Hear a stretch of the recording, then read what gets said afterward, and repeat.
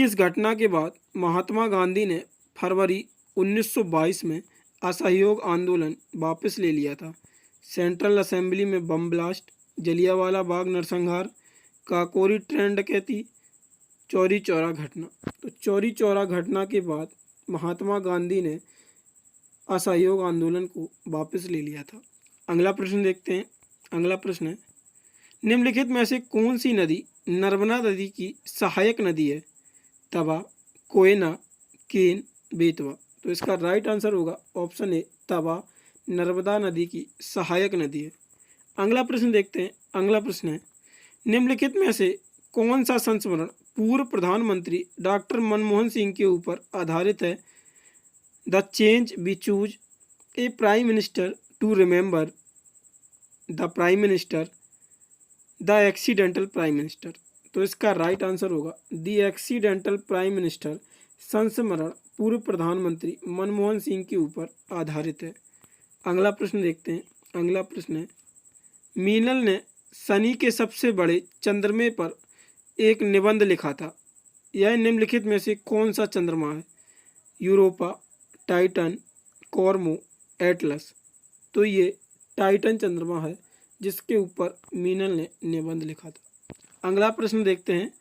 अगला प्रश्न है, निम्नलिखित में से कौन सा त्यौहार गौतम बुद्ध की जयंती के रूप में मनाया जाता है? बैसाख, होलिका दहन, पोंगल, महाशिवरात्रि। तो बैसाख को गौतम बुद्ध की जयंती के रूप में मनाया जाता है।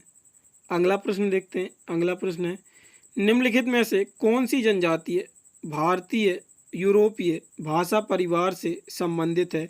भीली, कोरवा, गारो, गोंडी। तो जनजातीय भारतीय यूरोपीय भाषा परिवार से संबंधित है। तो इसका राइट आंसर होगा भीली। भीली जनजातीय संबंधित है।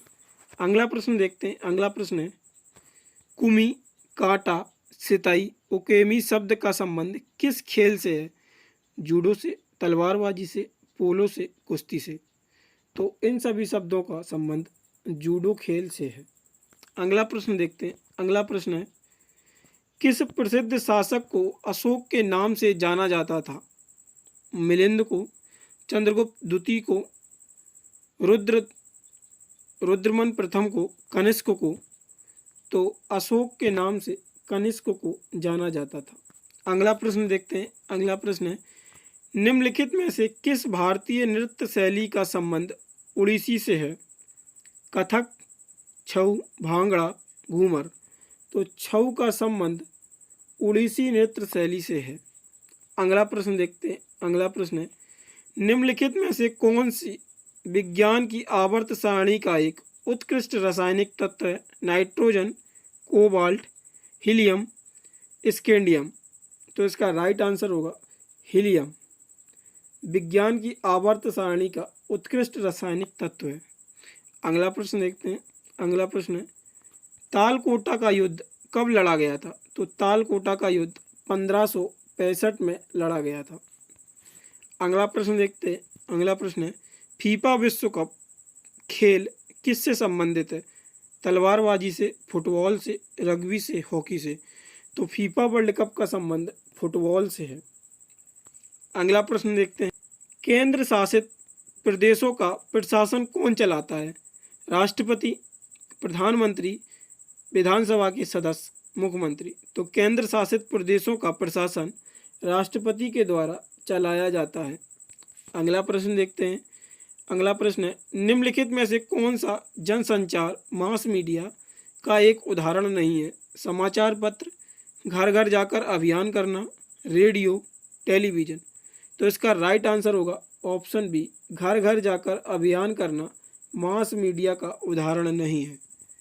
अगला प्रश्न देखते हैं। अगला प्रश्न है, निम्नलिखित में से कौन सा विटामिन हमारी हड्डियों और दांतों के लिए कैल्शियम का उपयोग करने में हमारे शरीर की सहायता करता है? Vitamin A, vitamin E, vitamin C, vitamin D. तो विटामिन डी हमारे शरीर की हड्डियों और दांतों के लिए कैल्शियम को उपयोग में काम करता है।